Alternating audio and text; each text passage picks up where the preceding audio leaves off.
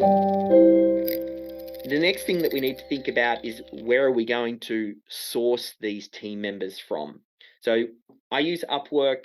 I love Upwork. There are different platforms. Upwork gives you access to a global talent pool. There's huge variations in price, all types of work, custom filters. There's a lot of good stuff about it. It's effectively kind of like a reverse eBay. On eBay, you list something that you want to sell and then everybody bids on it and then the highest bidder ends up winning. Well, on Upwork, you post a job and then people all around the world basically bid on how much they would like to do that particular task for, and then you get to select. If you don't yet have an Upwork account, it's super easy to register. Head over, select that you're a client hiring for a project, and go through the steps.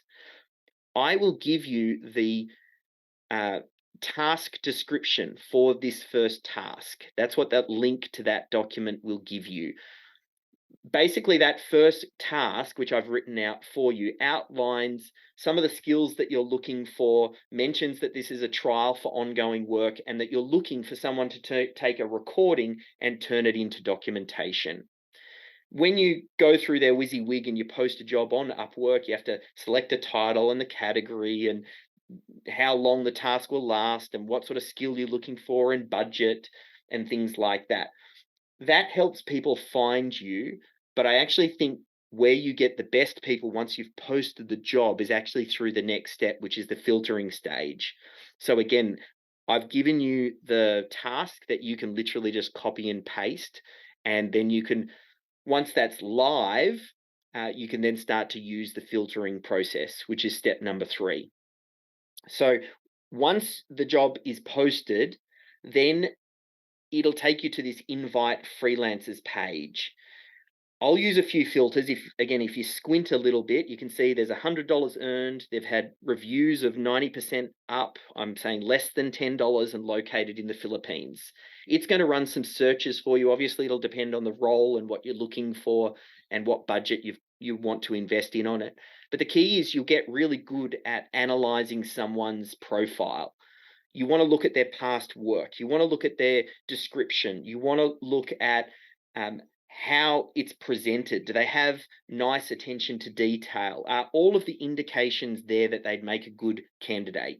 You just want to make a quick value judgment though, because we're not hiring them just yet. We're going to invite them. So you'll get good at spotting people that, at least demonstrate that they could be a good candidate, a suitable candidate. And then you just send them a little note. It's like, hey, uh, person's name. Hey, Ara, I just spotted your profile. I just posted a job. I think you'd be perfect for it. Do you want to take a look and let me know if you'd agree? So that's kind of like step number 1. Then you go up and you use the search up the top. Again, you use the filters. You can see my filters here, looking for at least $100 earned, high, either rising talent or 90% feedback, below $10. They've worked at least 100 hours, so I know they've got some runs on the board. They're fluent with English. Generally, I like to actually go just for the freelancers, and sometimes as well, depending on how many candidates you get, sometimes you can be more restrictive on the filtering criteria. Like you might look for someone who's been active in the past couple of weeks. And then I will drop keywords like technical writer, project manager, business process analyst, quality assurance analyst.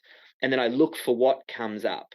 And then the process is the same. I look at their profile. If I like them, I invite them. The aim of the game is just to invite a minimum of 10 people to the job. So that's the filtering process.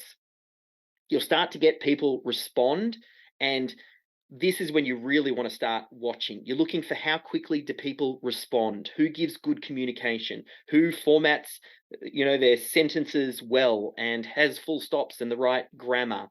Some of people with the trial tasks that I've given you will go above and beyond, and they'll actually document that particular process before you even hire them. And many of the things that I talk about in the position description for the systems champion is what you want to be watching for.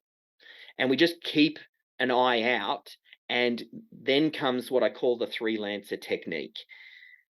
This is something that I've done for years, and it's the way to make stars shine is to put them in with other people. Because if you've got 3 people doing the same job, someone is going to stand out, and it's more obvious when they stand out. And low performers will also stick out. Sometimes if you're just hiring one person you don't know. So pick a very small piece of this larger project or something that you want them to do. And I know it costs a little bit more up front, but trust me, it's worth it because it allows those stars to shine quickly. And Upwork gives you the option to basically say, I'm going to keep this job open and I'm going to hire multiple candidates for this same position. So you hire 3 people. That's what the freelancer technique is. And then in that same document I've given you the first reply. So it's all in that document for you, where you post the job, and then once you've selected a candidate, like you've analyzed all of the candidates that are saying yes, they're wanting to do the work, and then you pick the top 3, and then you give them the next step. And you say, great, now I want you to go ahead and document this particular process. And then you message with them directly. And then you watch and you see what happens.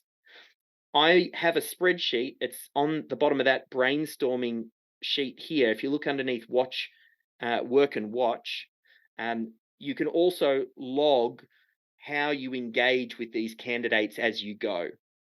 So you can see just here, like you want to make notes. How quickly did they reply? Was their written communication good? What was the quality of their output? Was it good, great, amazing? And again, you're looking for who the standout candidate is. I hope you enjoyed that clip. Just a heads up, it was a snippet taken from the Business Systems Accelerator program, which is the world's first training for systems champions to help you build a systems-driven organization. If you'd like to find out more about the program, head over to systemology.com/BSA, and I'll see you in the next video.